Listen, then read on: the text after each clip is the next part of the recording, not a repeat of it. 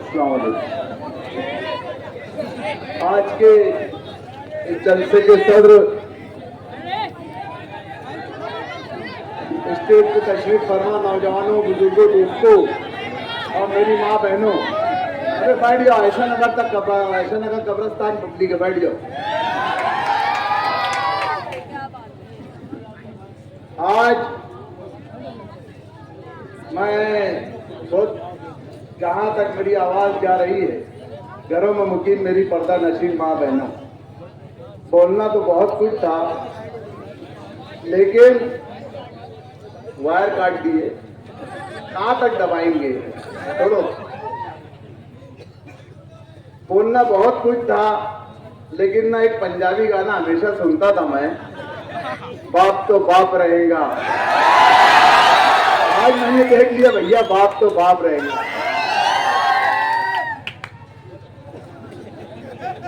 यहाँ पर जलसा शुरू होने से पहले कुछ बच्चों को लगाकर कौन साहब जिंदाबाद, कौन साहब मुर्दाबाद के नारे लगवाए जा रहे थे।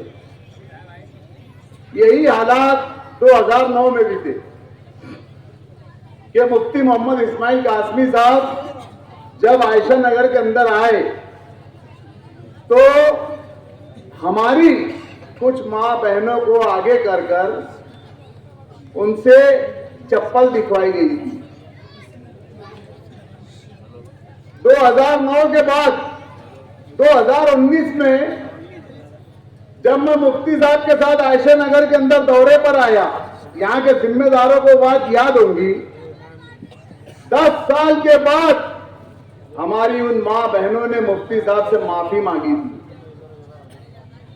माफी मांगी थी कि साहब हमने लोगों के बहकावे में आपके ऊपर चप्पल बताई, आपको नाजेबा हरकत, नाजुबे जुमले बोले, तो इंशाअल्लाह ताला अल्लाह की जात से यकीन है कि आज जो ये 7-8 साल के बच्चों से हरकत करवाए ना, वक्त तो बताएंगे, ये बच्चे बोलेंगे कि नहीं हमसे भी गलती हुई थी इंशाअल्लाह ताला। ये बुज़दिल लोग हैं, कभी माँ बहनों को इस्तेमाल करेंगे, कभी बच्चों को इस्तेमाल करेंगे। इनका पेशा ही यही है कि गरीब के बच्चे को झाड़ पर चढ़वाना, फल तोड़वाने का, फल टूट गए तो आधा आधा खाएंगे, नहीं तो गिरेगा तो गरीब के बच्चे का हाथ पैर टूटेगा। ये इनका उसूल है और इससे ये हट नहीं सकते। ये खुद आगे नहीं आते, दूसरों को आगे लेके आते। डॉक्टर साहब यहाँ एक बात बोल रहे थे कि ये इलाके के अंदर अल्हम्दुलिल्लाह सुम्मा अल्हम्दुलिल्लाह जमात का काम बहुत तेजी से होता है और बहुत अच्छे पैमाने पर जमात का काम होता है। लेकिन मुझे माफ करना आयशा नगर के लोग,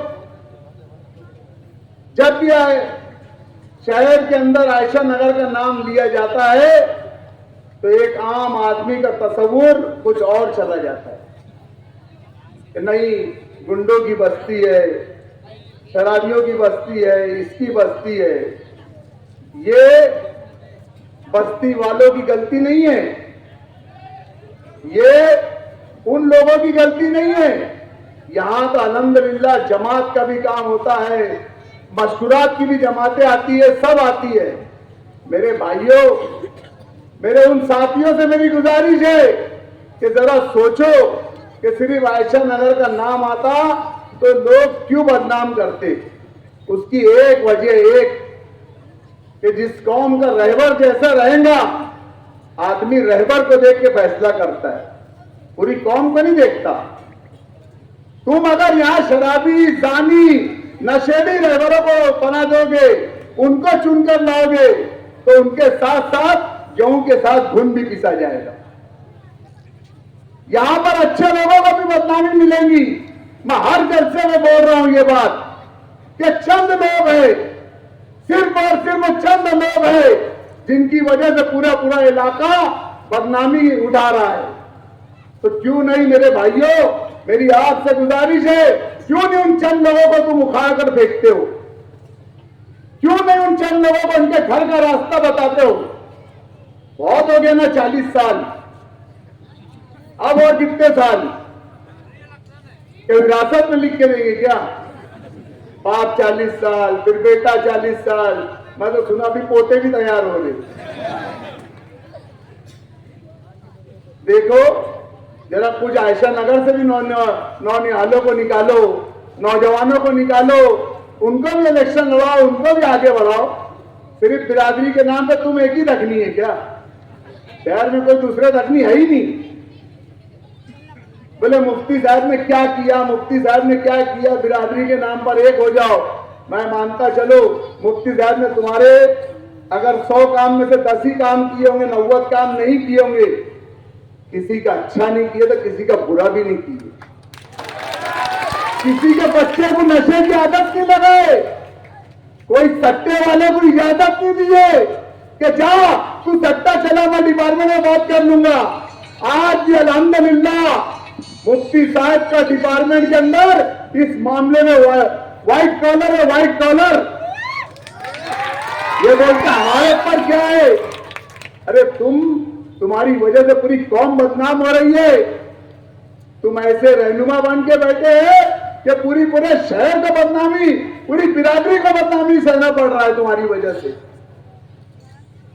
एक हदीस है कि आप सल्लल्लाहु अलैहि वसल्लम जब किसी कबीले का सरदार चुनते थे तो वो सबसे पहले एक चीज देखते थे कि कौन से शख्स के दिल में कुरान मौजूद है, कौन से शख्स के सीने में सबसे ज्यादा कुरान मौजूद है। जिस शख्स के सीने में ज्यादा कुरान मौजूद रहता था, आप सल्लल्लाहु अलैहि वसल्लम बिना कुछ देखे दिखाए उसका इंतखाब कर लेते थे। और आज उठाकर देख लो पूरे उम्मीदवार, 2-4 उम्मीदवार छोड़ देंगे आजाद। इनको तो सना उन्हें भी याद है कि नहीं मालूम नहीं। मैंने देखा इनको मैयत में कब्रिस्तान के बाहर खड़े रहते, किसी की मैयत में नमाज जनाजा भी नहीं पढ़ने जाते अंदर। क्यों? अबे तो शर्माओ मत, कोई आलिम से रागिब हो, थोड़ा पढ़ लो। हाँ, आज तुमको आलिमों से घिन आ रही है। मेरी आपसे अपील है, मेरी माँ बहनों से अपील है, जहां तक मेरी आवाज जा रही है वहां तक मेरी पर्दा नशीन माँ बहनों से अपील है कि लड़ाई अच्छाई और बुराई की लड़ाई है। आपको तय करना है कि अच्छा कौन है, बुरा कौन है। मैं मुबारकबाद देता हूं इस इलाके के लोगों को जो हमेशा अच्छाई को तरजीह देते हैं। इतने झंडे दिख रहे ना यहाँ पे, एक कलर के, दिखता कुछ और होता कुछ। ये हमारे इलाके में आके बोल अंदर की मार मारना। क्यों बोलते मालूम है? इनको इधर से अंदर की मार पड़ती। तो क्या है? हाँ भैया सब, लेकिन करना क्या है? अंदर की मार, एकदम मजबूत मार। पैसे ले लो, कोई गरीब को दे दो जो जरूरतमंद होगा, अरे उनके साथ घूमो भी कि हाँ भैया तेको ही वोट देंगे। बिल्कुल नहीं, हम आएंगे भी नहीं, कोई क्लब उलब नहीं, कुछ नहीं। हमको मालूम है कि 23 तारीख को जब पेटी खुलेगी ना तो आयशा नगर की पेटी इंशाल्लाह सबसे ज्यादा आगे रहेंगी क्या नहीं रहेंगे आगे?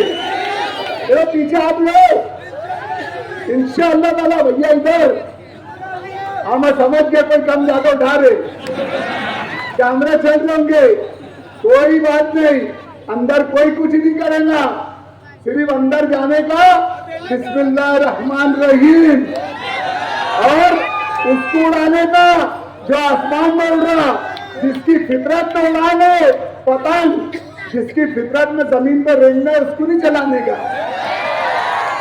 फितरत में उड़ाने, अपनी फितरत में आसमान को छूली, चली चली रे पतंग मेरी बादलों के संग।